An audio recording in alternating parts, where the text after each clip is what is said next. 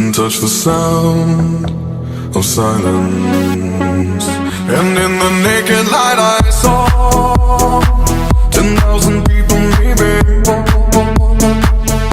people talking without speaking, people hearing without listening, people writing songs that voices never share, and no one dared disturb the sound of silence.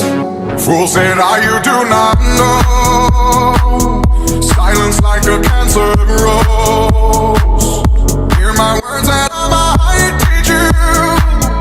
Play my arms and I might reach you. But my words, like silent raindrops, fell and echoed in the wells of silence.